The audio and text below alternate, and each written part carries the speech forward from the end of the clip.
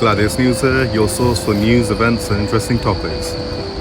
I'm here at Cardiff right now, and we're outside the Senate. So just gonna show you, they have a protest out here, PCP Wales, and it's about teaching kids, 0 to 3, and young kids about sex ed, and we're gonna show you what's this about, yeah.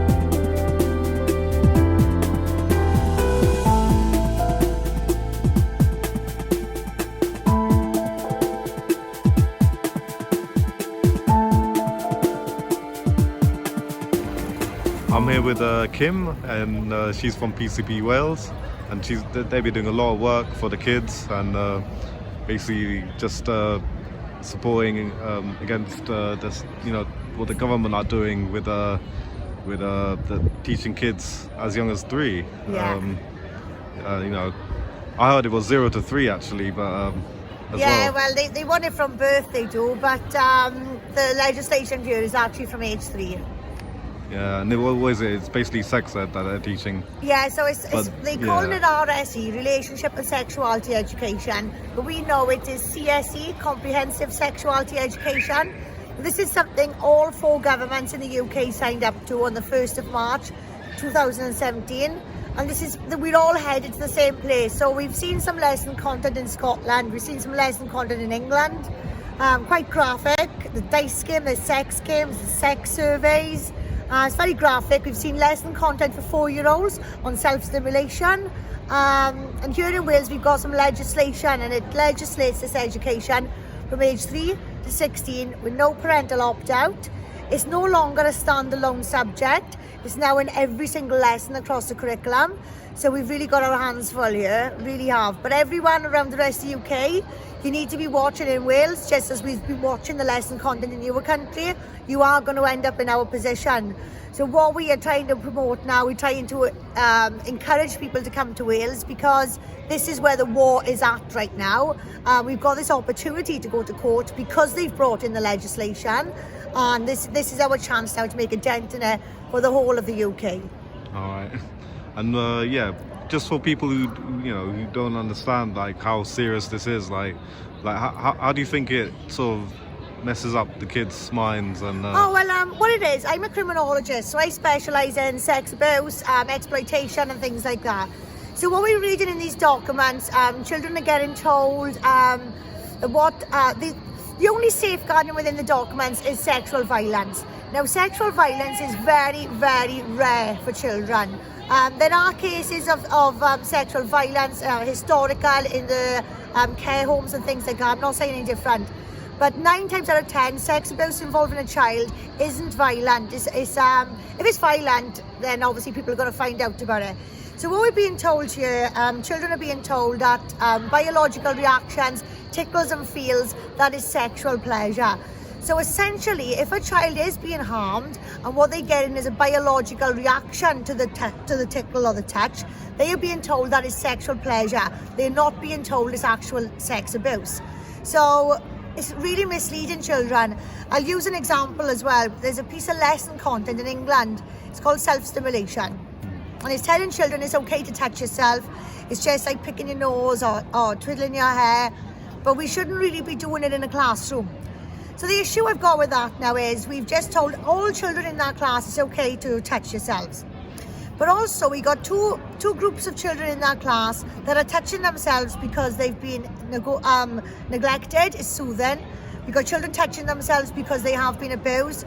We do have children as well that just put their hands in their trousers because they feel like it, right? So we have to acknowledge that. We've also got children that don't. So we've just told all those children now it's okay to touch yourself. So not only are all the children probably going to touch themselves, they've been told not to do it in a classroom. But we need them to act out in a classroom, because when they act out in a classroom, we can examine these behaviours and investigate further. And, you know, most of the time it's innocent, but on the occasions it's not. We need to be aware of this. So teachers aren't made aware of what we call a non-verbal disclosure. And a non-verbal disclosure is what we'll see in the children's behaviours. They would act things out, they'll touch themselves inappropriately, they'll touch other children inappropriately. So we're essentially programming children away from places where we could detect things and where we can actually safeguard. So, and that's just one aspect. We've got another aspect then where they're promoting different genders to children. So from a very, very young age, they're being told that they can be a boy or they can be a girl, they're being, you know, the opposite sex. And that's simply not true. You know, the term they use is born in the wrong body. There's no such thing as being born in the wrong body. If you feel a different gender, that's your feelings. There's no such thing as being born in the wrong body.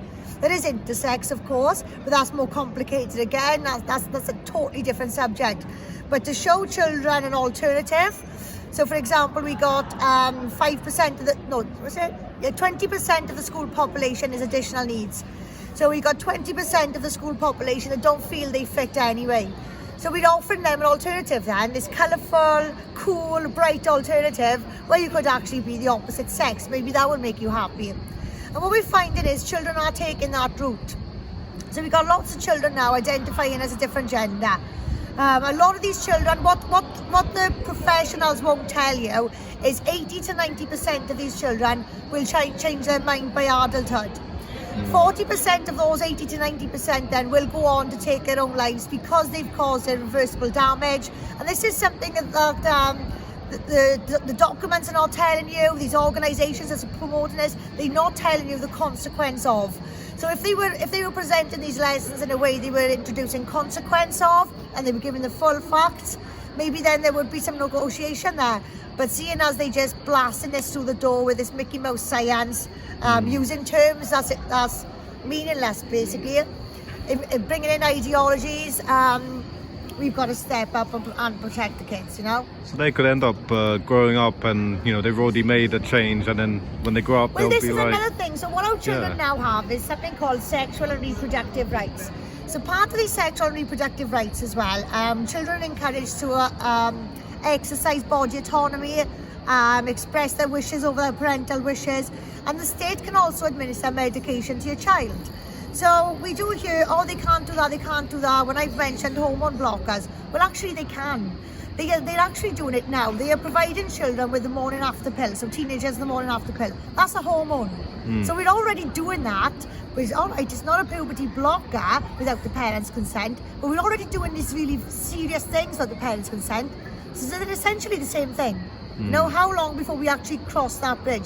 The sexual and reproductive rights tell us this can happen, and this is something we need to prevent. Our children do not need sexual and reproductive rights. Our children have a right to be protected and looked after, and that's something our government is not doing. Yeah, I think kids should just be you should let them to grow up by themselves. This is it. We need to, like, I'm an additional needs mother.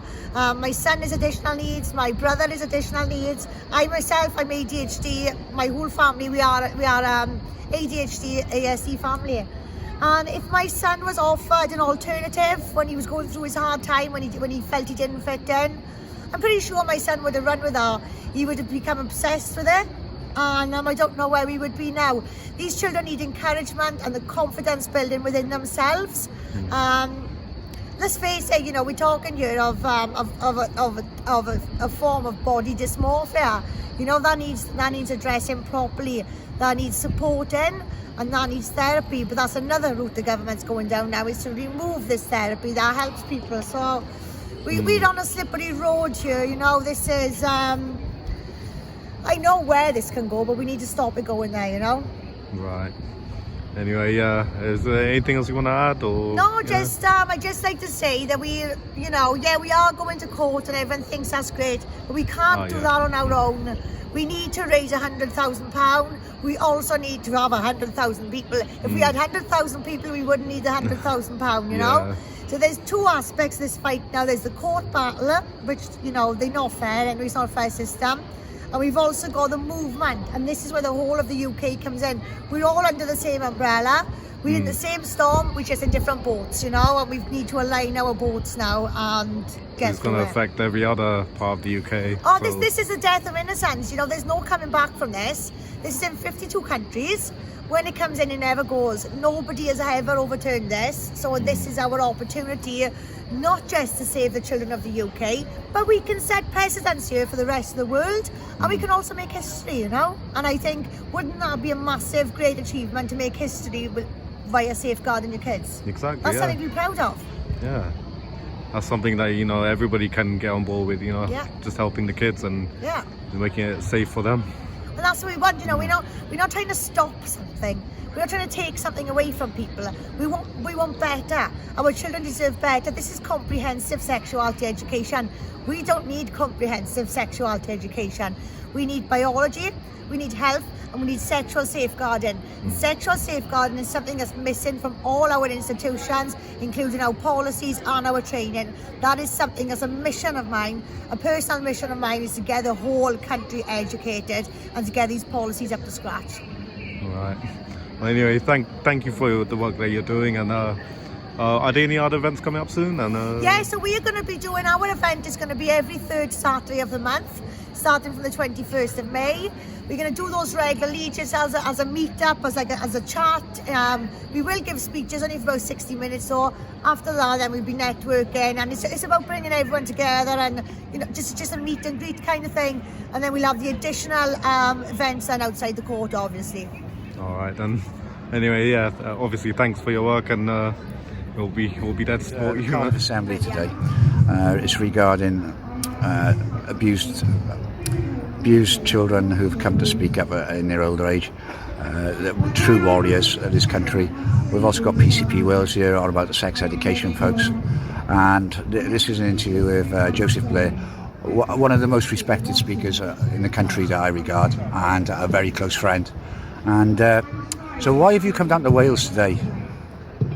Like we always do, Phil, it's to put the message out there about child abuse and how big it is. And people don't get it. When it comes to child abuse, it's so massive in this country. We're out here doing our speeches and doing what we do to try and save your children the torment that we went through growing up. It never goes away. It's with you up until you take your last breath, and it's to make it the awareness of paedophilia. With the PCP girls came in their team, they do a brilliant job, and we love them dearly. When it comes to sex education in the classrooms, the children are being learned now to pleasure yourself. You know what I mean? I just look at that from a survivor who's been raped and abused. I just look at that as a safeguard against paedophilia, where we would all turn around to our children and go, if anybody ever touches you inappropriately or does anything, come to your mum and dad or your aunt or uncle, whatever. That's gone now. If this is allowed to continue, children are going to report being abused. No, they're not.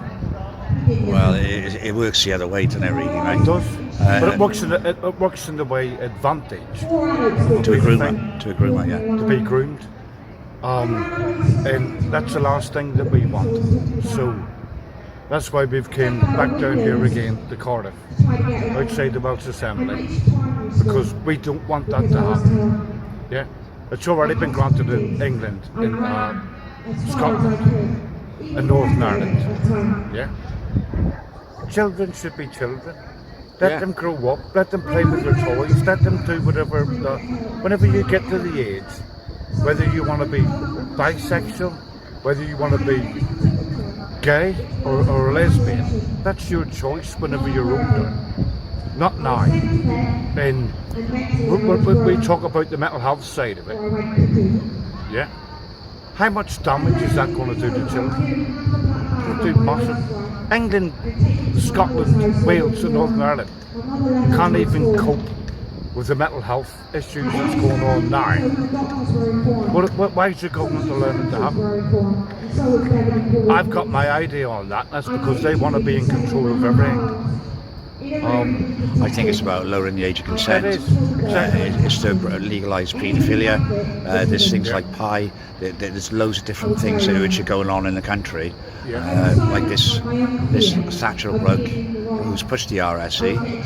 He's pushing their family sex show. He supports it. That just proves to me that is just paedophilia in the making. It is paedophilia all day long.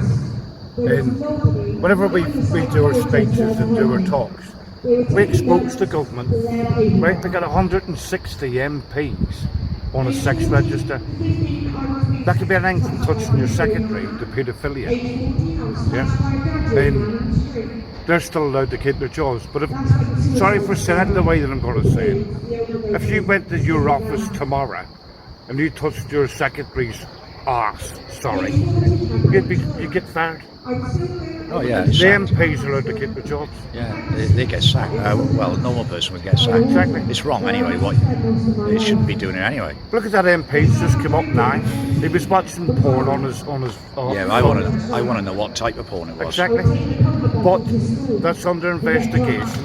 He's already apologised to his wife, who's fully supportive of him. But he's watching porn, right, in Parliament. But at the end of the day, what was he doing at the same time? If it was in his office, what was he doing at the same time? Exactly. What, and that shit's And that allowed just to leaves happen. that leaves your imagination to it, doing Yes. what actually did happen. And this is what people don't get, right? Cyril Smith, prolific paedophile. Junner, Lord Junner, prolific paedophile. Leon Britton, Secretary of State, prolific paedophile. Yeah. Can't people waking up and see what's going on? Yeah. They do everything in law to protect themselves, but they don't do anything to protect children. Yeah. And especially what they're doing now, yeah, that's going to cause children so much damage. And I just don't get why parents, grandparents don't get it. It's all to support paedophilia. I don't support paedophilia. I go against it. That's why I'm here today. And all these other lovely speakers and people that are here, the PCP girls. Yeah, that's why we're all here. Because it's wrong. Always will be wrong. How can anybody turn round and say that it's right? Because it isn't. It's not. It ain't.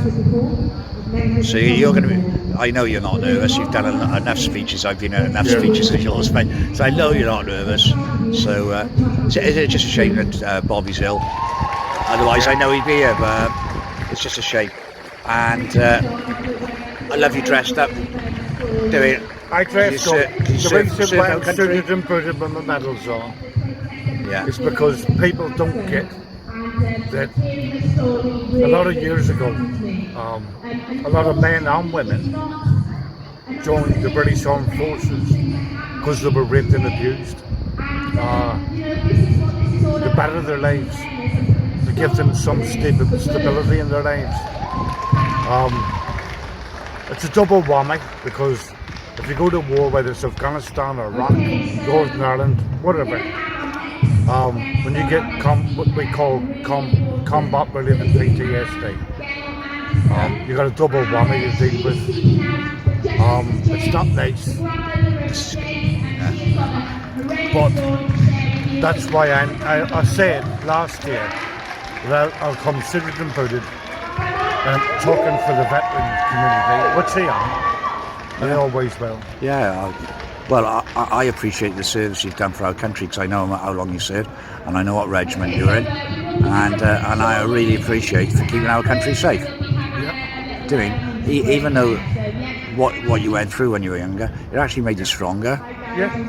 But you still suffer with the PTSD. Of course I do. That's not your fault. I have my good days and my bad days. Yeah. I get up in the mornings and sometimes I go, I don't want to know this today.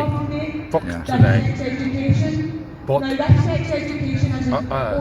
because they're coming out and doing the demos that I do and what we do, yeah, it gives me the strength to carry on, because I'm not backing down.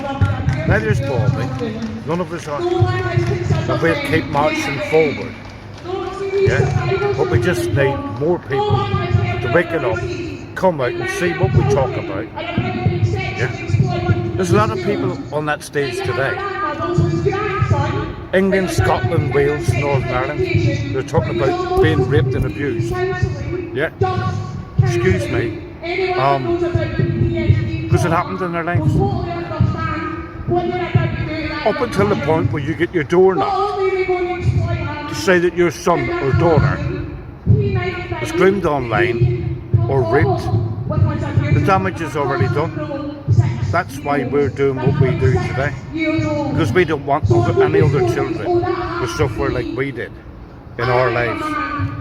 So please, if you can, support us. This is what we're classed as the real truth tellers. So please support us. Yeah, thanks again. It's only a No short problem, one. Phil. Thank you very much. Child abuse. We fight to protect your children. But my dream is to set up a team. We call ourselves the Magnificent Seven. I'll tell you a wee bit more about that later. You've met Jane, the next member of our Magnificent Seven is standing straight in front of me with the camera. Raise your hand, Alan. My brother for another mother, Alan Merritt.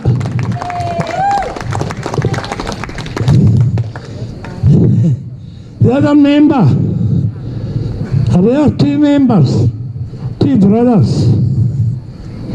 Brothers to ourselves, brothers to us. Bob and Joe Blair. Love you, brother.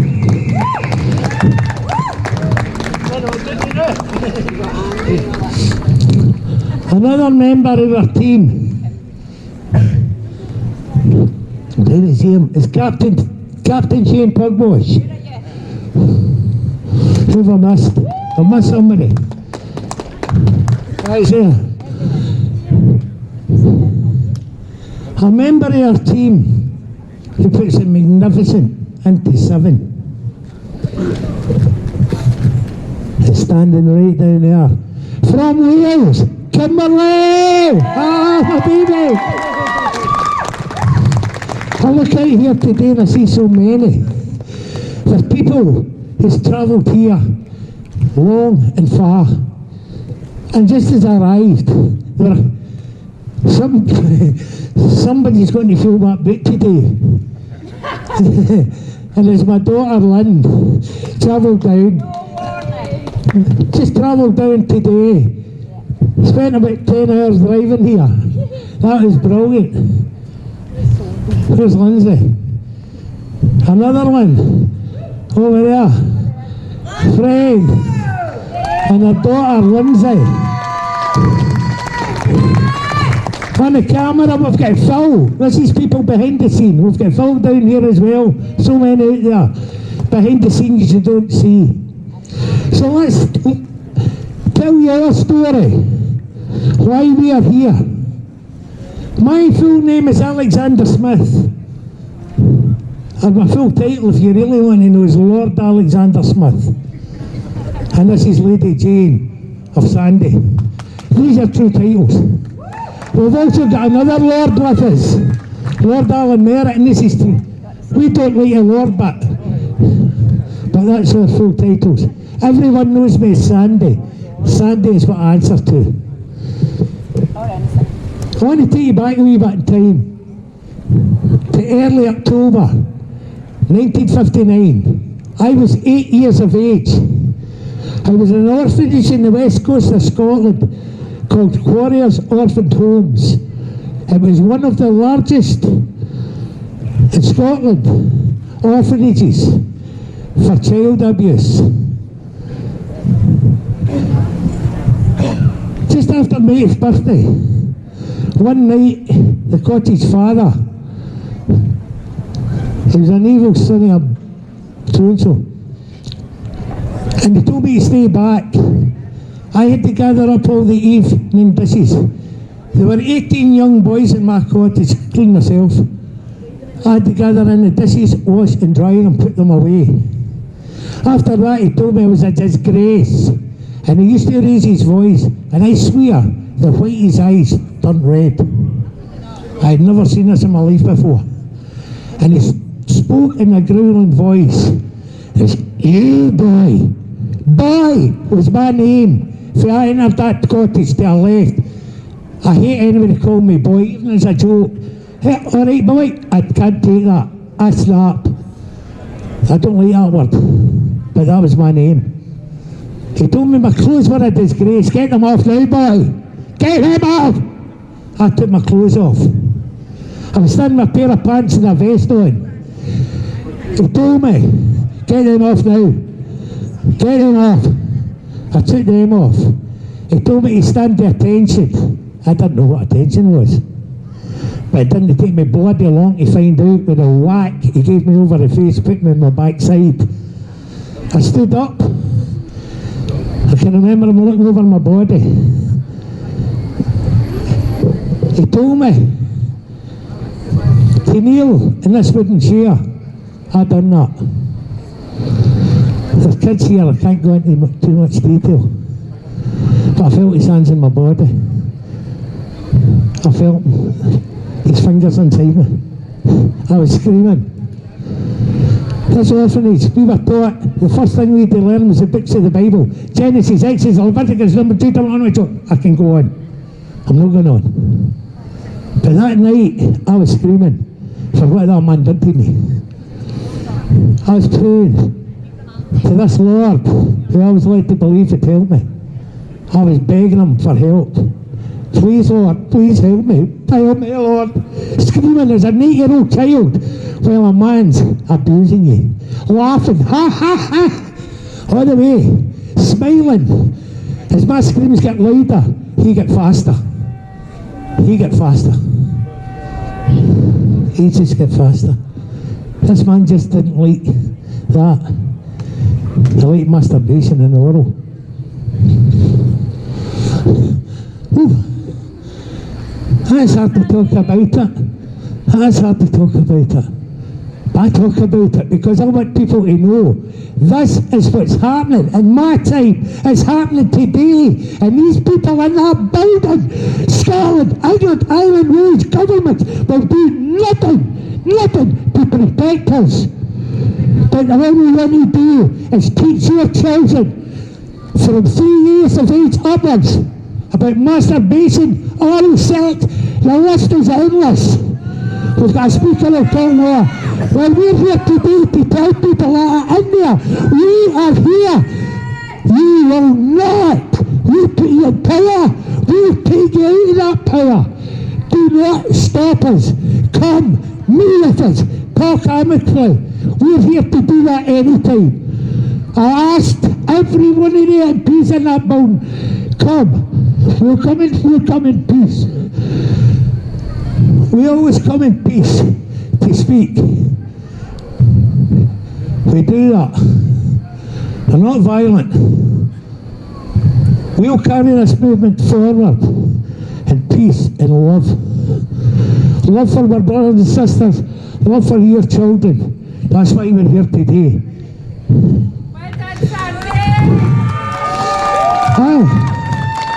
I'm 71 years of age. September the 29th, I'm 71 years of age. From October 1959 to the present day, I still wake up screaming. Nightmares. Back in 2012, I don't know how many times I've tried to commit suicide, self-harming. Walk in front of cars, walk in front of trains. I've got the badges, I've got the t-shirt. I will succeed in 2012, January 2012. I had enough. I took Alan, my brother, for another mile round my home area. I showed him it. I showed him a tree where I tried to hang myself at 14 years of age. Nothing like that worked. Walking in front of cars didn't work. So I had a load of sleeping pills I saved up, along with a load of other pills. And I swallowed each one, washing them down with a bottle of whiskey. I can remember a strange feeling coming over me. I remember a beautiful blue sky. Looking out and thinking, Sandy, today you're going to be free. I'm going to another world where my father and mother, my brothers and sisters are. I never told anyone about my abuse, not one. You. After I took these pills and stuff, I was looking out, felt this funny feeling coming over me, and I don't know what happened next. But instead of waking up and having my mum, mother and father, I woke up in a psychiatric hospital where I had been sectioned. I was transferred to this hospital to another one over in Fife, part of Scotland, more secure. And I managed to escape because I watched and all the doors in this place, it was security code and you had to type in a number. But I waited to visit now, and people were coming in, I was holding the door for them. When you come, I get through one door, I get through 7 doors and I escaped. I met a man in Edinburgh, an event I was at, and he knew me. And he was a controller in the police place up in Scotland. When a call come out, get someone out there fast. There's someone who's sitting like a Buddha in the motorway with no top on. It was yours truly. I can laugh about it, but it wasn't funny. He came and rescued me. And I was taken back. I was watched 24 hours a day. I went to the toilet, went my backside, I was washed down. I wasn't allowed my razor, deodorant, nothing, I wasn't allowed. Shoelaces, none. Full of slippers I walked about in. Eventually got me calmed down. I was transferred to a place called Dyke Bar Hospital in Paisley, Scotland, where I spent 7.5 months rebuilding my life. While I was in there, there was an African drumming group that came along by the name of the Buddy Beat. And this African drumming group is made up of people who had mental health problems. And when I went in to listen to them stay, they all introduced themselves to me. And I heard stories burst in mind. I come back to my room and I was sitting there and I went, Sandy, there's one's worse than you, mate. I had a choice. I could carry on the road I was going, and I could take the new path to a better life. I chose the better life. I lost everything. Everything. I had one of the largest businesses in Scotland for garden maintenance and tree surgery. I lost it all because I was ashamed of myself, frightened to speak out who I was. That was in 2012. Ashamed. Why should I be ashamed? I am Sandy Smith. I am a warrior, and I'm proud of who I am. Very proud of who I am. But now you think here I'm going to read out. Now this orphanage I was in, Jane's going to come on in a minute if she pulls my kilt up, because I'm a true Scotsman and I don't want any embarrassments here. Get it back, Jane, for Christ's sake. But anyway, this orphanage I was in, there's so many in, Jane will tell a story. Over the last 2 years, we've lost 3 of our brothers and sisters for warriors. We couldn't make it. We just couldn't make it. It was too much. And the hangers all, 3 tools, picking tools. These so-called MPs we've got, niggy, no listening. They don't care. Not one MP cares. Be it Scotland, England, Ireland and Wales. Exactly. And now they're going to teach your children it's okay to touch a wee brother and sister. It's okay to masturbate. Do you know what all said? The things they're teaching them is disgusting and wrong. And they know it's wrong.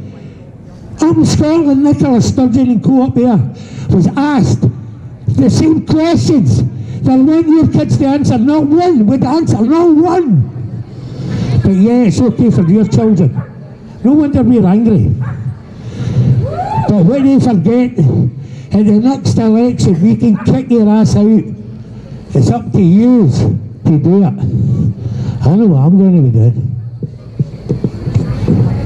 In the orphanage I was in, 18 young boys, every one of us sexually assaulted. Many of us in this orphanage hadn't any father or mother. Jane will tell you about this in a minute or two. I was one of the lucky ones. I had a father and mother. But the only thing my father and mother had was a son who was ashamed of himself and scared to speak out. I'm one of the lucky ones. That's a wee poem I wrote a few years ago. And it's called, And They Say I Am One of the Lucky Ones. If I'd let myself tell you where I've come and gone, if I'd let myself tell you how far I have run, if I'd let myself tell you where I now stand, then maybe you could tell me, and tell me you understand, and to say I am one of the lucky ones. If I'd let myself tell you how the battles I have fought, if I'd let myself tell you what shatters me apart, if I'd let myself tell you how fragile I can be, then maybe you could help me escape and just be free, and to say I'm one of the lucky ones. If I'd let myself tell you why I struggle with each word, if I'd let myself tell you how I was scared of being heard, if I'd let myself tell you that I wish I could let go, then maybe you could tell me, because then you would know, and they say I'm one of the lucky ones. If I'd let myself tell you, then all this could disappear. If I'd let myself tell you, then you'd see me crystal clear. If I'd let myself tell you, then at least you would know. If I'd let myself tell you, then at least my tears would flow. Just maybe now, I'll allow you to know, and to say I'm one of the lucky ones. If I would let myself tell you, I was a child of sexual abuse, a child left feeling dirty and of no use for what that man did to me, there is no excuse. And for many a year, I became a recluse, and they say I'm one of the lucky ones. If I could let myself tell you, I felt dirty, and one more child that man used, and night after night, I hear screams from other children. They were being misused. Sorry. Yes, that paedophile left me to live a life of hell, totally confused, and they say I'm one of the lucky ones. If I let myself tell you about the hidden my darkest hidden fears, if I let myself tell you of my struggles. Alex is a terrific young boy. He's on the Facebook every site you can think of. And he gives people like myself and Kim for the support he can. For the vets that's fought for our country, it does the same. I can't, the state is using it.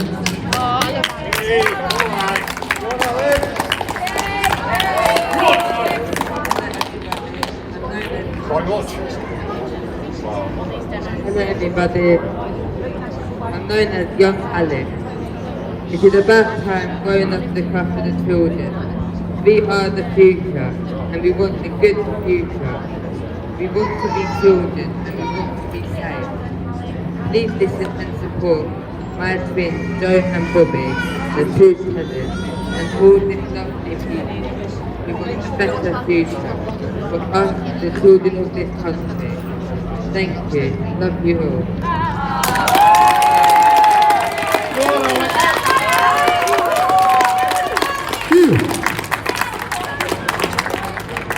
This is who they're fighting for, kids like that.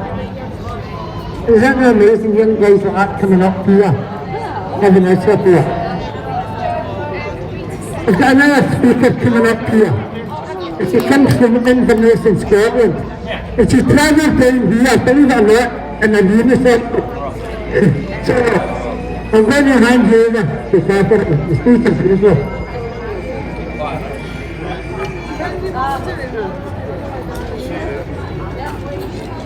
Hi guys, can you hear me? I've travelled 533 miles coming here today. Wales is lovely, but we need to talk about sexual abuse. My story started when I was 3. My father. Come on girl, be brave! Be brave! My father abused me at the age of 3. I'm not going to get into too much detail. I'll be on Wake Up UK with Sandy one day, soon, very soon. He raped me at 8. I'm going to tell you about my bedtime story. We had bunk beds. I'm the oldest of 5 children. Okay, I'm about, 8? My bedtime stories consist of, I'm not going to get it too much detail, think for yourself. My 2 sisters on the top bunk where I performed sexual acts on the bottom bunk. I would waken up in the morning and the only way I could describe my sexual abuse was, Mum, I'm waking up and I feel like I've got semolina all over my face. Think for yourself. I gotta get it. I missed Kins and I missed But this man, I have a house of horror. Okay?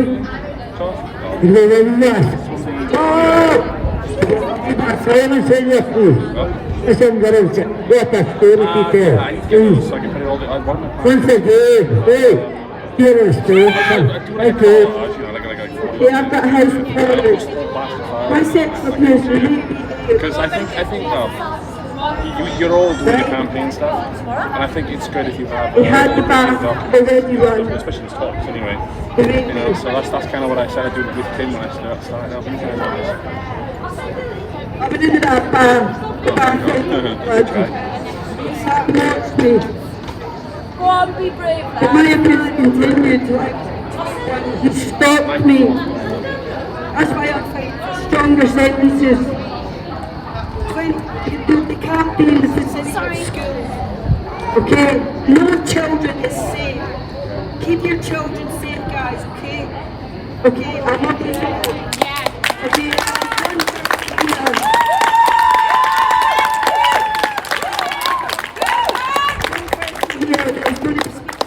first time. Louise, give her all the support she needs it, guys. Give her all the support she needs. God bless you all. 530 miles. I'm going to have a nice wee branding code.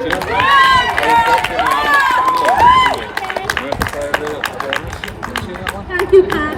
I came across it, I thought Also very, very good friend. Okay. and when they've actually got Hello everyone, welcome to Cardiff. It's a pleasure to meet you all. And especially warm welcome to friends of Fellow Warriors in Scotland. There's one guy. And I set up my Facebook group to raise welcome to my world and raise awareness to support other survivors, dedicated to the margin, guy confronted him at the court before he went off and started sentencing. You can see the fucking Today, father. I've met many of those people, They're victim, and we are all joining together to cause injustice and corruption, and most of all, support one another, safeguard the children of the future. This is the first time I've spoken publicly about what happened to me. Please be there with me, I'm extremely nervous. I should I say was something. raised by my biological father. I'm not, I don't think it's the word father to describe him. He doesn't deserve the title, and it works too much to reconcile with someone who's meant to nurture and protect his only child from a dead state for life. just a He not only raped me, he made me walk pole to show me how it was done. Whilst he sat there, he masturbated by the side of me. I was always sore and I often bled. I suffered with urinary tract infections a lot when I was a teenager. When I was 17 years old, I finally had enough. I thought the courage to tell him to never contact me again. I could not find any other way of coping. I tried to pretend he didn't exist and get on with my life. By the time I was in my 40s and devastated by the death of my wonderful maternal grandmother, my anxiety was crippling. I simply was not coping. In April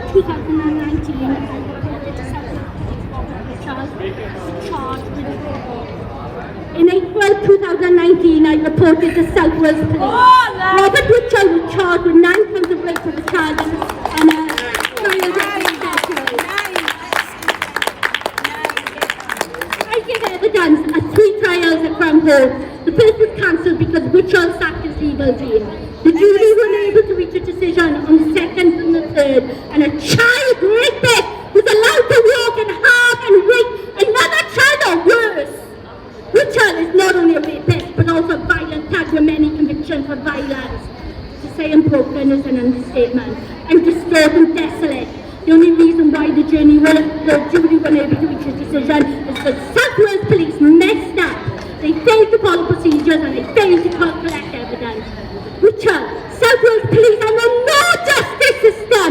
I've taken everything away from me. Everything. I was desperate for justice. All I have now is tremendous fear and more crippling anxiety. No, she doesn't. To survivors and to children everywhere, we are with you. When you feel alone or sad, we're all there with you. When the good people call or dismiss you, we all stand together. Never stop fighting. We're all fighting every second with you. I hope that you feel the light and the love radiating from all the survivors here. We know that you struggle. We feel it. We feel your pain, but that we are there. Every second, every step, every fight you take, we are there. We are strong. We are strong together, and we will fight for justice. And we will fight for our children's future. And we will be successful if we stand together. Remember, we're all unique and we're all beautiful and we're all strong despite them. They will never, ever break us. Ever.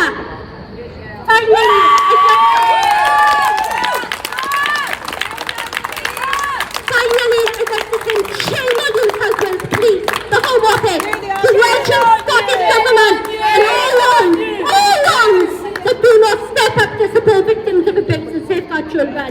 It could be you or your loved ones. Hang your heads in shame. Every one of you are an absolute disgrace. It's a disgrace. Shame on you! Shame on you! Shame on you!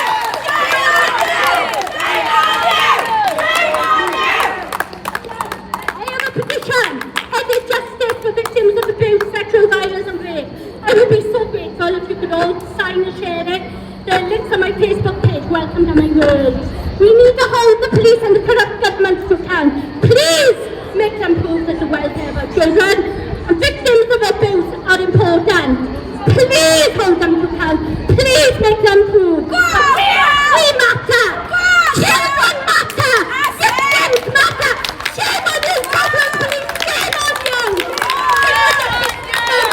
Shame on you, South Contribution Service. Shame on you, Welsh, Scottish and governments and the Home Office. Shame on you all. Justice for all, justice for Jews, and I'm going to be big. Well, I'm going home on Monday. affluent guys, affluent luxury. See you all tonight, join me for a brand new group.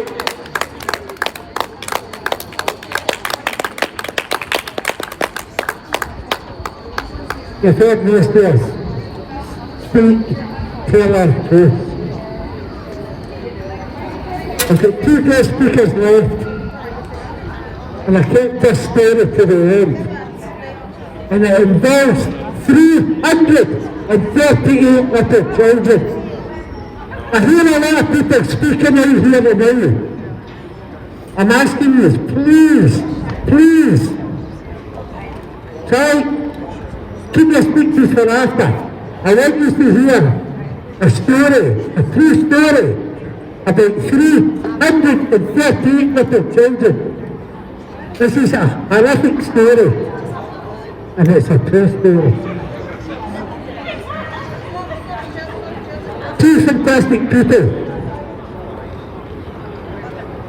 Dave and Lynn. Please listen to this story. I'm asking you once more, please listen, please. And then, shut up! Right, people, this goes back, you knew the story about Sandy and I getting parties. When we went back to Quarriers, we went into the cemetery. Now when I was a kid, I hid in the cemetery for safety, but I also played a game called hopscotch, where you would chalk on the stones, and I didn't know any better. But that day when me and Sandy went back, we went into the cemetery, and every single headstone had been removed, except for the Quarriers one. They were perfect. So we took on the battle of getting every single headstone replaced. It's taken 5 years to get it. We came up against excuse after excuse after excuse. But that's just parts of it. We are now getting on in age with Sandy. And you know, we've got an adopted daughter here. And she has promised for the rest of her life she is going to be a guardian of that little cemetery. So I'm going to pass over to Lynn. We'll pass it on to Sandy first. As Jane was saying, when we went back to Quarriers, when we met again after 48 years apart, and then we went back to Quarriers to live a happy time. So something that never place in the stuff about the childhood. What was going to happen to us when we left Quarriers. And when we went into that graveyard and we seen those headstones missing, we contacted Quarriers. We got a meeting with Quarriers. I was involved in another group, I'm not even going to mention them, like the backstabbers. Really backstabbed us big time. And then we were blue that we were campaigning for out of over.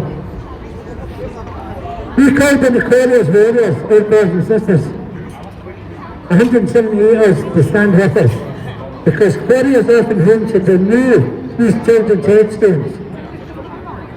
When we met with Quarriers, they told us they would replace the children's headstones. So they told us. The next time we seen nothing was been done, we contacted them again. And they told us they were never taken out, there were never any children's headstones in that graveyard. We had to prove they were there. We couldn't find records. Jane and I spent hours, days, my brothers and sisters we could have spent hours and days researching, going into libraries, trying to get proof whose kids' headstones existed. We couldn't get it. But we knew they were.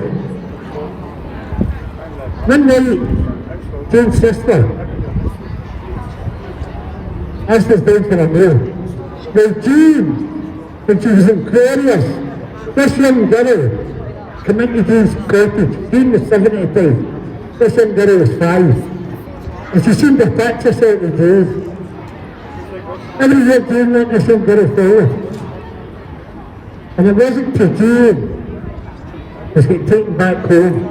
She She's discovered Christian girl with her rape sister and brother.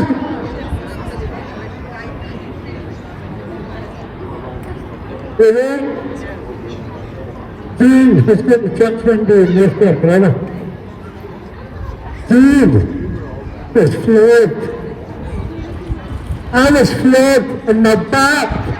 I reported my abuse. I've got scars in my back to do it. I never take my shirt off. When I go swimming anywhere on the beach, I always keep my t-shirt on and I'm embarrassed because I carry the scars to this day in my back from my abuser. And I reported it. I was called a liar. And I had to apologise to him and say I made it up. Because he told me, when he got me back to the cottage, I was going to get the biggest flogging in my life. By God, did I get the biggest flogging in my life. I was crawling up into a ball, praying again. He was everything that you got in my tummy, and I did. And he put his foot in my back, with 2 10-roller boat, backed him into my back, till the blood was pouring out my back. I was battered back so I couldn't go to school. I used to go home on a Friday night, spend the weekend with my father. My mother was in hospital. My mother suffered with asthma and heart problems. I hardly knew my mother when I was young. I hardly knew her. I remember going to the hospital, my mum crying and cuddling and apologising for who I was. But after this beating, Clara's offered him to my father. I told him, I'm sorry, your son's not coming home this week, he's not there. But don't worry, Mr. Smith, he's fine, we'll take care of him. My father believed in that, went to see my mother. That went on for about 3 or 4 weeks. And the Friday at lunchtime, before I went home, my abuser got me again and warned me. If I told anyone about the marks on my back, I had to tell my father or anyone else that asked me, I fell out a tree. I swear, with hand and heart, I wasn't the only one that fell out a tree in my cottage. 18 young boys all fell out a tree in my cottage. My sister Rosemary after me, this dirty beast, started doing it to her at 8 years of age, penetrating on the sex toys. And he's going into my house. I never see the screaming. We never forgot children. Nobody wants to know our story. These governments in here have done nothing to cover it up. Today, I can get £100,000. I can get that today if I sign a bit of paper. But I will not take the Scottish Government. I will not take Clara's Orphan Homes to court. I will not take my abusers to court once still alive. I'm not allowed to mention his name, Eric Davison, who lives in Edinburgh. You are a beast of a abuser. You are stupid. Why should I be told, don't mention your name and your name? Put me in prison. Do you want me? I've suffered with nothing in my life. Nothing can hurt me. Nothing can hurt me ever more. See what you want. You hurt me. I've been there. I've seen it. I've witnessed it. I look at that every day. I'm living there right now. But as I say, when Jean and I went back to this orphanage, Clara's Orphan Homes through to West Scotland, it was cheap to tell us there were no children's growth foods. As I said, we went round with Jean's sisters one night for a meal, and this came up in conversation. Jean's sister had done a video showing the graveyard. This was a video made by various orphan homes to show the good things. June and her sister was poster children for 4 years. The paper made a front picture, the front covers of books, calendars, you name it, June was there.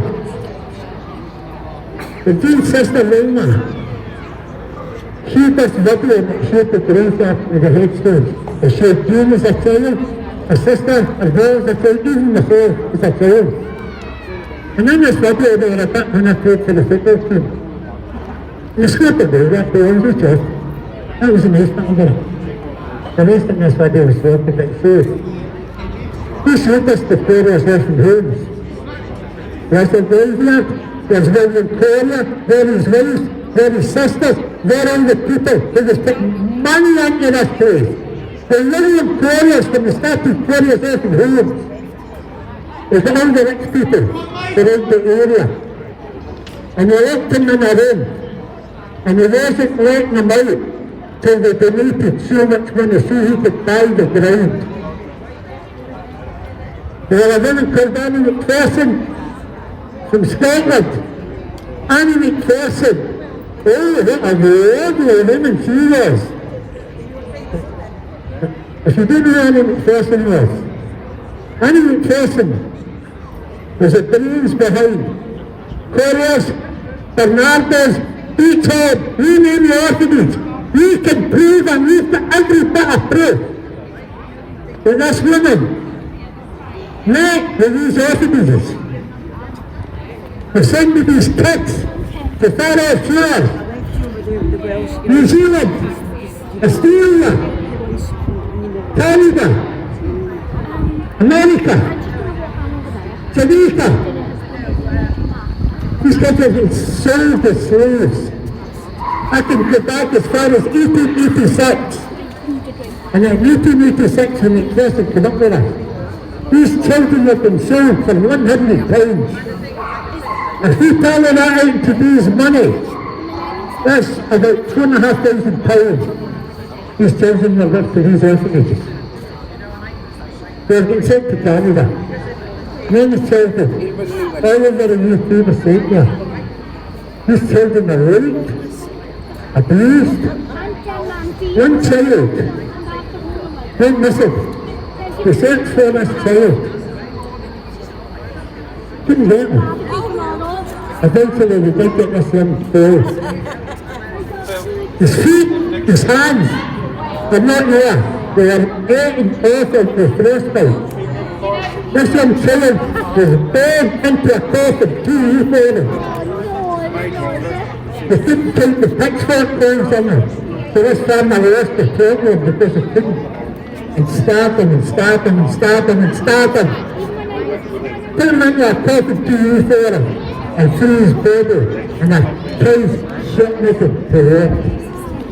Another young boy, frostbite, hands and feet, left to die in a bed. When he was found, this bed had a hole in the mattress. That hole was his toilet. He was sitting on the floor. Left there to die. These are the things that happen. This continued from 1886 to 1948 to finding a place to bear. These orphans were losing money. They didn't want to lose money. So they started sending children to Australia.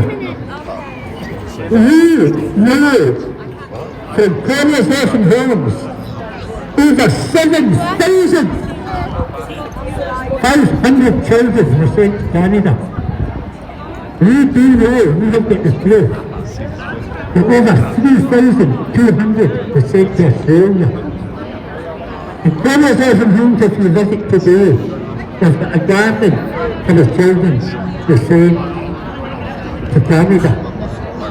We're fighting to get a garden put up for children, their brothers and sisters, as they sent to Australia when we do it. There was a young boy in a cottage, I'm not mentioning his name. And I remember one night, we were taken to the church, every cottage. There were 42 cottages in Colliers Orphan Home.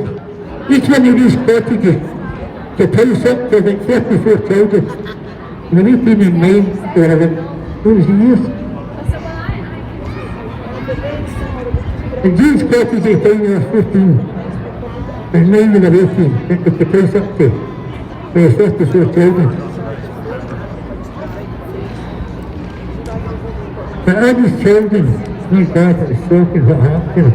I could go on there going through the stories, but I'm asking you, if you go home tonight, go to YouTube, just go to YouTube and type in British home children that we learning, the stories you hear. I've got a beautiful friend over in Canada, her name's Gloria Chesky, so she had videos telling the true stories. You hear, one man, he was 102 years of age when he first woke up and admitted he'd been abused. He was a British home child. 102 when he told his family he had been a British home child, he was embarrassed. This young guy in that cottage, as I say, we were taken to the church. We served the self-around, oh, they're going to great place. The boys were told, you're going to the land of milk and honey. So many grazing trees, and there's going to be a cowboy. So many children are going to the cowboy. So they've been sent to freaking cowboys, so there's going to be rape and abuse them. Just Google it. So they're going to YouTube, both are British young children. And getting back, as I was talking about Jane and I, we could prove.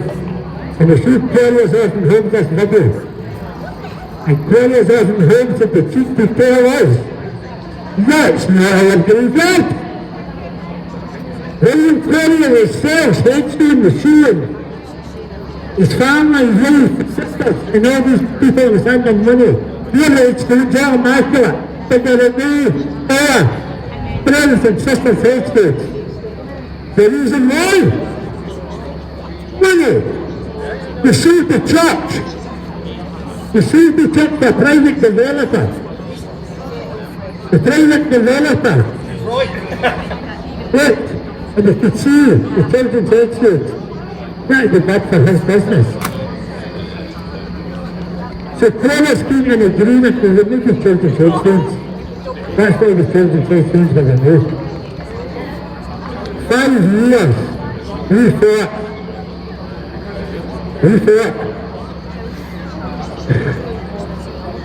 That's right.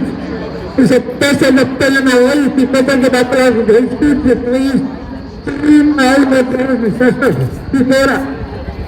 We got them replaced. They want you to put a plaque up from the Victoria's warriors, just as for children army. We were refused that. Oh no. We want to see the plaque you're putting up to send them. They sent us a thing back with what we wanted to put up. But we wanted, nothing that we wanted. They thought they weren't that. We held a service for our brothers and sisters, but we think for that. To park their cars beside the graveyard? No, they weren't good, but they think everything needs to be fight for. And I'm going to let Jane tell you more if it is little. All the brothers and sisters fight for. Thanks, sir.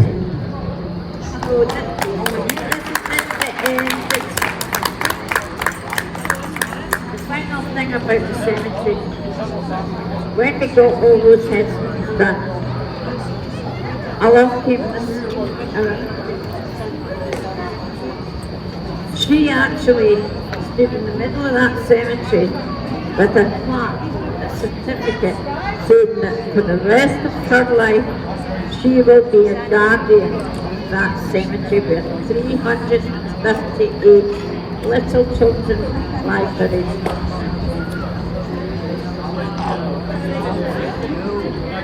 Hi everyone. So I got out of my bed at 3 o'clock this morning and decided to drive here, which is pretty good since paedophile beast tried to attack me the other day running my house. So hopefully by the time back to Scotland we've been captured with something that's actually relatable. and they'll hold them for it. But the graveyard at Warriors, can I just tell you, still to this day, every time I go there, I always do a video to put on the Warriors page. There's so many people who have family. A lot of them are New Zealand. Their family was in Warriors, and they'll message, and I'll put like a flower on the headstones, send pictures. But still to this day, animals go in and do the toilet at those graves. That's what the staff there do. They walk their dogs in a fucking child's graveyard. Do you know the man that Jane's hands lies there? The children are there. So they're from there to there. I'm going to dig them up one day. I'm not joking. I'll also get Sandy's records one day as well. I broke into several buildings, I'm not afraid to lie. Hopefully I break into the right one next. But yeah, I clean them once a month. A corrupt system, it's terrible. We need to get these girls to Scotland. I have 4 disabled children, and it's no one's right bar mine to decide when my children get taught this. It's a mother's or a father's decision to educate your children on sex based on their developmental, not a fucking government, when half of them abuse kids and don't have kids. 2 people have stood there criticising this. 2 men who don't have children. Come back to me when you have children, mate. Come back when you've got children. I'm sorry. If you've not got a child, I don't see how you can have as clear an understanding as a parent to these sexual exploitations in schools. Because that is all it is. And if in Scotland, I will remove every one of my children out of education if they think they're teaching my children that shite. It's disgraceful. If I let myself tell you my joy of breaking through, then maybe you could help me continue what I do and to say I'm one of the lucky ones. If I could let myself tell you, I'm an adult man that looks back in my past of my life of hell and those memories that will forever last. So in a funny kind of way, I am one of the lucky ones. I survived. Thank you. My name's Sandy Smash. I fight to protect your children, the same as my brothers and sisters that's here. When I was 5 years of age, I started school in William Corrier's Homes. And there was a little girl, blonde-haired girl, sitting across beside me. And at a young age, I had a good eye for a nice woman. I see a blonde sitting down there, hiya, no one there, hiya. But this young blonde-haired girl was sitting beside me, and it started, hi Jane, there's it, and Jane and I first become very, very, very good friends. Later boyfriend, girlfriend. And in Quarry's Orphan Homes there's a river flows through called the River Drive. And we used to sit over there watching the river flowing by, thinking and planning our life ahead. We'd all sorted. We were going to have all these children and life was going to be everything that we could wish for. But sadly, at the age of 14, that was taken away from us. I never seen Jane again. I went back to Quarry's Orphan Homes and I asked them for information when I started my work in life. They wouldn't give me any information of Jane. 9 years ago, there was a site I come on, and it was for children of the past from Quarriers. And I looked through the name and I seen many of my brothers. It was my cottage with me. I see some out here today. We are the people, guys. I love these deep backs and I know you love me. We've almost been brothers from that age to this age, but we're here. And I'll come and see you. I've got tears coming out my eyes now. It's just amazing to see how many people I know, how many people it supports us. It's unbelievable. Unbelievable. 9 years ago, I looked through that list and I seen my Jane. And today, Jane and I are together once more. And right now, I want you to pay attention. This is true. What happened to children in Quarriers orphan homes is horrific. We were abused physically, sexually, emotionally. We were experimented on. So I'm going to hand over to Jane to explain out more. Thank you, brothers. Thank you, sisters. We are the people, and we will not stand for the people in there telling our children at 3 years upwards what they are going to do. No chance. Thank you all. God bless you.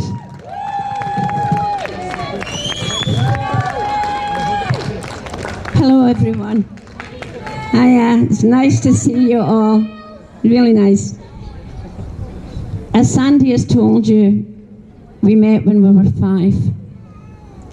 When I was 7, that's when my abuse started. I was in a cottage where you would think I would be safe. It was run by 2 women, a cottage mother and a cottage auntie. I don't want to take up much of your time by going into details because I'm sure you're all adults. I don't have to go into such. But one of the horrible things that seems to come up a lot is I must have said something against the religion, and a half bar of carbolic soap was pushed into my mouth. But that wasn't the worst. At meal times, they said I was a lazy eater because I didn't like meat. So what they used to do, if you didn't eat it at the first serving, it was kept till the second sermon. And then in the morning, you were allowed to miss 3 meals until someone took one hand, someone took the other, the cottage mother pulled your head back and forced the food, the sick, everything back into your mouth. And the damage has stayed with me right till now. Because I don't know if anybody's noticed, but when I eat with a teaspoon, because the very thought of a fork or a big spoon coming against my mouth really makes me ill. The worst thing that Quarriers left me was the experiments. Can you let me know you're there? It's just to take that out of my hand. Right, there we go. Okay, right. When I was born, as far as I know, because I went into Quarriers when I was 3, I'm going to show you this. You have to see it to believe it. Okay, you have to see it. I can't describe it. Look at this hand, and then look at that hand.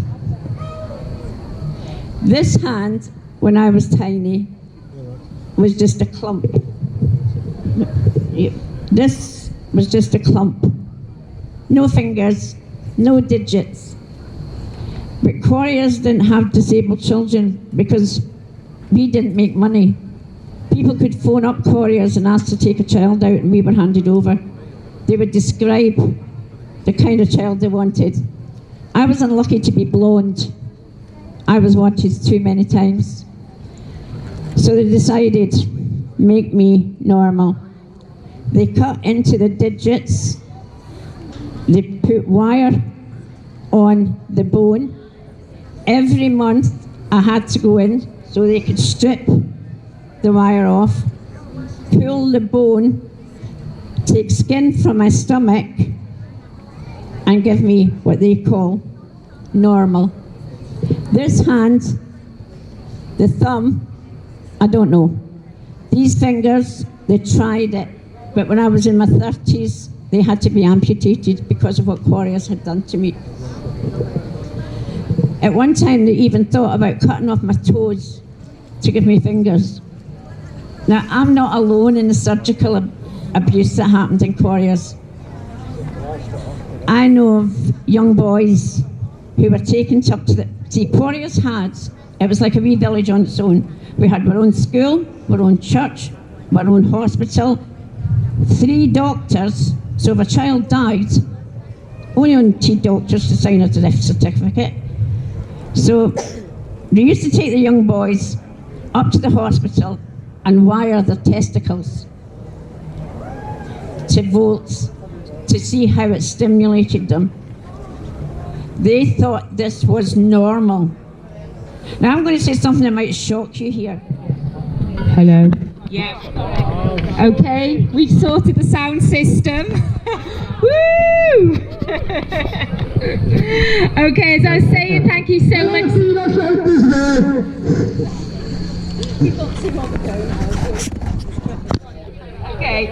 Okay, so first of all, thank you everybody for coming from far and wide, because yeah, a lot of you have travelled from Scotland. Wow, well done.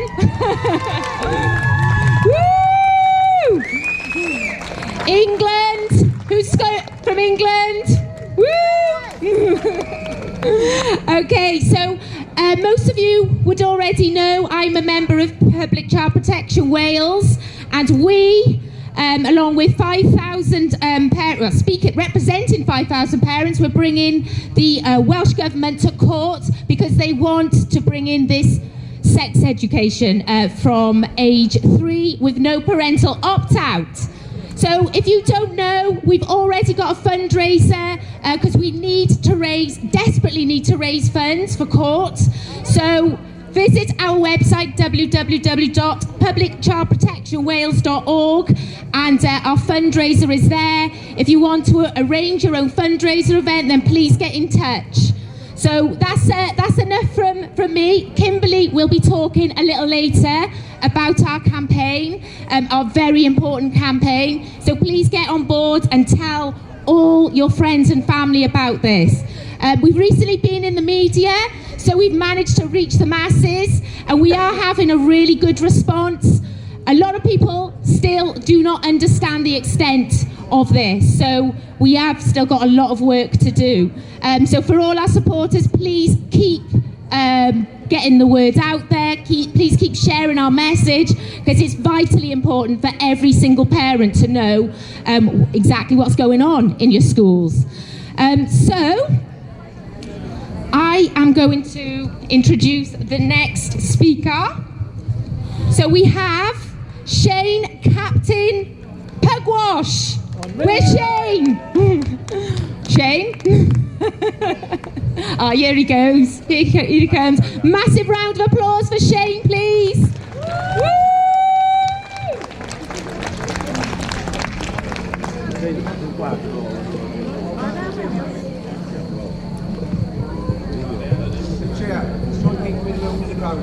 Okay.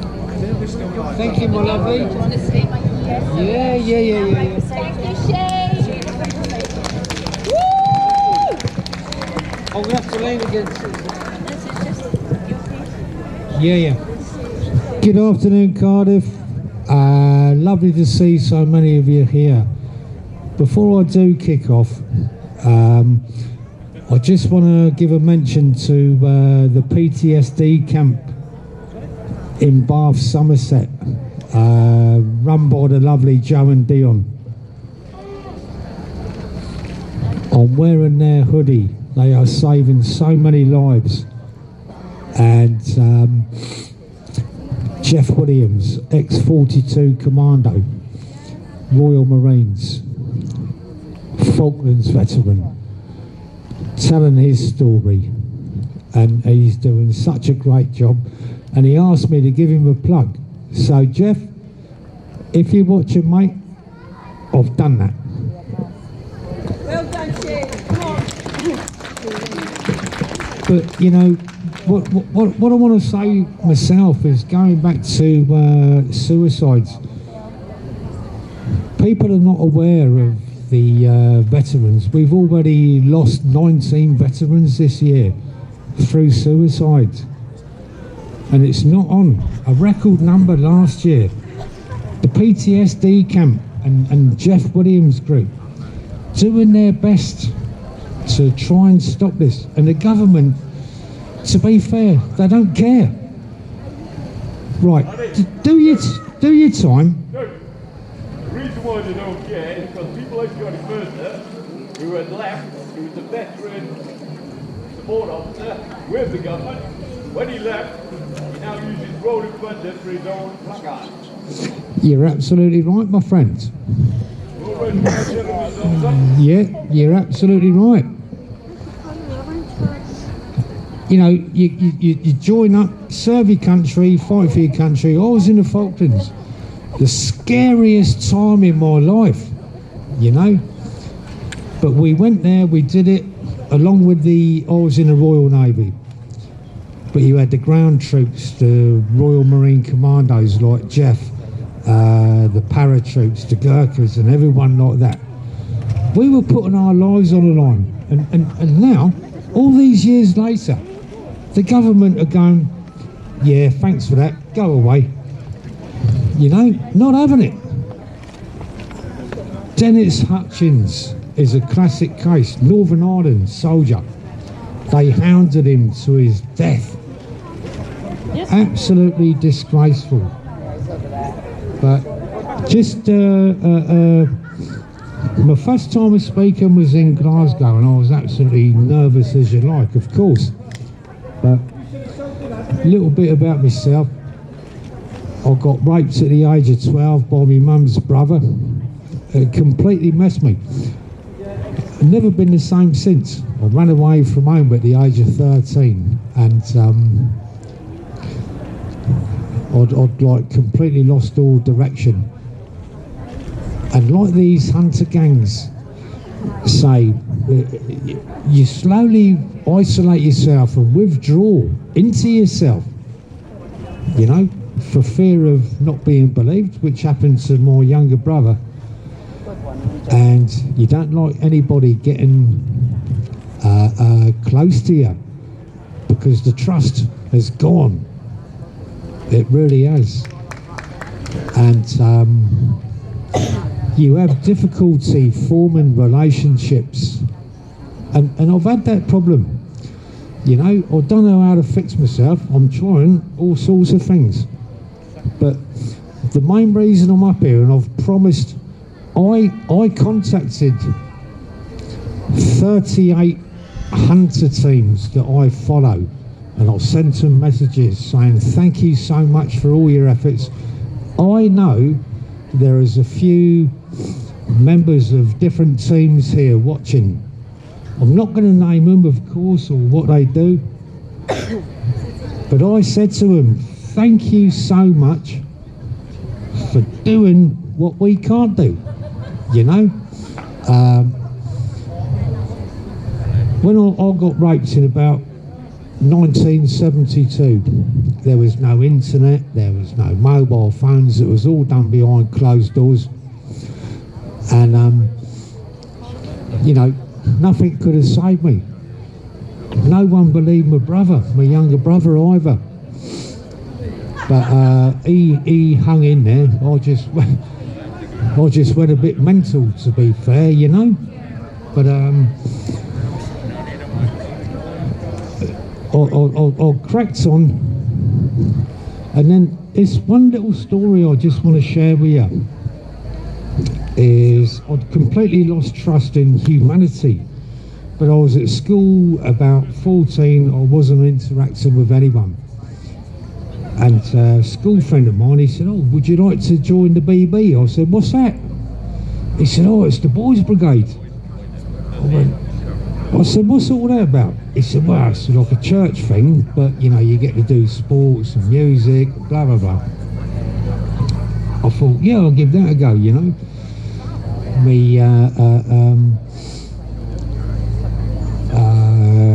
What's it? Morale was at an all-time low. I thought, yeah, I've got to give that a go because I'm never giving up on this. So I went along to this local Methodist church where I live, and this self-pronounced captain, and I'm going to name him. His name was Terry Court, C-A-W-T-E. Just a self-pronounced captain, well-respected member of the church, and of the local community. And after about 6 months of marching around, being a drummer, good footballer and all this, we were doing PT, and I'll never forget this. He, at the end of the PT session, we was only like young kids, little vest and shorts and that, and he pulled me over, and he said to me, he said, "Oh, can I have a word with you?" I said, "Well, you know, all right, you know, he's the authoritative figure." He said, "Oh, I need a private chat with you," and I always remember this. He marched me down this long corridor in the church to where his office was, but where the chocolate and all the crisps and stuff like that. And he said, "Oh, come in, take a seat." And then he locked the effing door. But I already had my alarm bells ringing, and by the time that happened, they were like Big Ben ringing in my ears, and I thought, there's something going on here, you know. And so he's locked the door. He sat down. He said, "Why are you so shy about, you know, showing off your body and that?" He said, "Take your vest off. We are not proud parents. I am a kid of the streets. I've been in Youth Offenders Institute. I was a homeless teen. I am far from a proud. I know exactly what's going on, and you couldn't get more ground down than me right now. I come from the streets, but now I'm educated. We don't like people like that becoming educated because we know what goes on. We ask questions and we will not put up with it. The fight is continuing. The fight is getting harder and faster every single day. We cannot give up. We've been working so hard, guys, and I have to give a big shout out now because it's not just us who you see here working on this. We've got a coalition of statements, very brave people taking this into court. You may not know, I don't know if you'll ever know who the people are by the end of it. You might not, it's up to them. But some of them need to be protected, they need to be given anonymity. We've got people working on our website, we've got people sending us donations, we've got people doing what they can, when they can, how they can, and I want to thank you all for that. You are the unsung heroes in this. We are just right at the front. But guys, this week we hit mainstream. We finally hit mainstream. Some of you want to see me on the Jeremy Vine show? That's me when I just woke up. We've made Loose Women, we've made The Mail, we've made all the local papers in South Wales. We've made American TV. We are doing it. We are absolutely doing it. I said to the girls yesterday, I said, we can do this. We can do this. And I thought, hang on a minute. We can do it. We are doing it. We are doing it.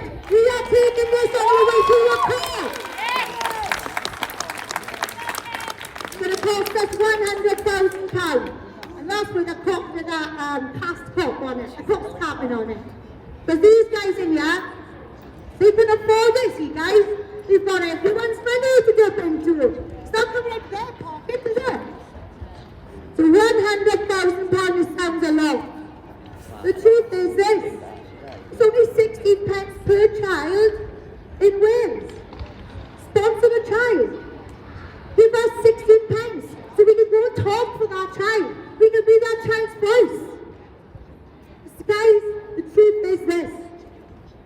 When this education comes in, it's never been overturned. 52 countries of children suffering. 52 countries of 4-year-olds on the change agenda. 52 countries of high teenage pregnancy, STIs, all in the name of sexual freedom and sexual reproductive rights. If we can do this in Wales, it's not just Wales, it's the whole of the UK. If we can beat this in Wales, we have saved every child in the UK.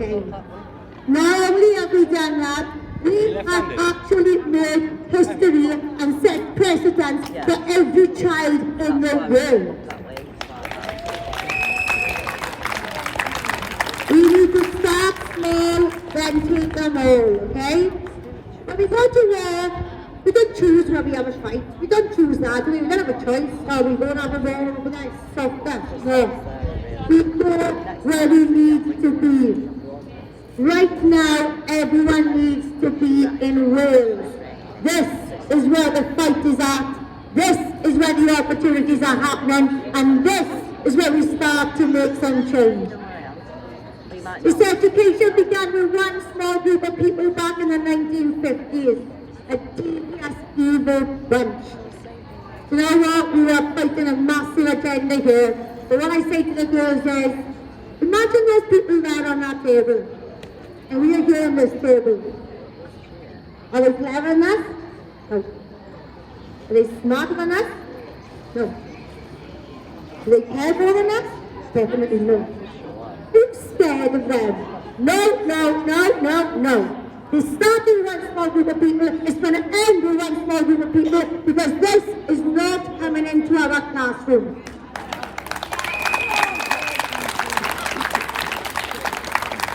Teachers will say that's not coming in my school. Teachers, you've been legislated against, you will lose your job. Stand up. We all need you to stand up now. This is not a war against teachers. This is a war against the government. This is a war on our children that we need to take to the Senate. Yeah, boy. So guys, I'm not going to talk much more now. I want to tell you about our court case. Like I said, we've got a coalition going in. And you know what? The girls will tell you I've been so strict on so many things. And we've had people trying to take us on this route, take us on this narrative, our narrative. But no, no, no, no, no. We won't have none of this.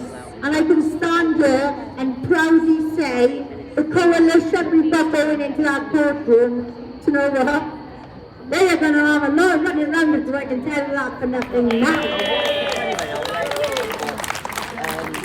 Thank God there's a cost capping on this court case, I'm telling you now, because they're going to need at least 6 experts to come in against one K1. We are researching, we are educating ourselves. We couldn't be more ready for this fight. There's 2 aspects to it, guys, right? Court is not the be-all and end-all. It's just a part of the process, okay? It's just a way of trying to get accountability. Are we going to win? Not in the court, maybe not. But overall, we are going to win. We are going to win because we're going to start a movement. That movement is me, you. We are a movement. Only a movement will win this. We keep getting told, why do you vote them in? Why do you vote them in? Why do you vote them in? It's a Labour problem, is it? It's from where I'm standing. There was Conservatives in England, SNP in Scotland, and Labour in Wales. So don't tell me an opposition government is going to change this. Not once has someone at the top ever changed anything at the top. The rest of the bottom here, us little guys, we have 100% success rate. And we are going to keep our 100% success rate, yeah? So guys, I'm going to come to the end of it. All I want to say is, we are ready for this. We couldn't be more ready if we tried. We have given up every aspect of our lives. We've got 2 teachers and 2 businesses. We're all trying our best. We need to get in that court. The papers are being filed. The players are ready to go in. We cannot roll that dice without this money. We need £100,000. We need you guys to organise things. Use your initiative. Just go away, arrange things, and just get in touch with us. We need low maintenance support now, guys. We need you to be high maintenance for your areas, low maintenance for us. Tell everyone you know. Spread this message far and wide. There is a war on our kids. And the war is in Cardiff. The war is in Wales. And everyone in the UK, we need to come to Wales. It takes a village to raise a child. It takes a country to keep them safe. It's going to take unity to remove comprehensive sexuality education. And that unity is the United Kingdom. Yeah? Thank you all so much.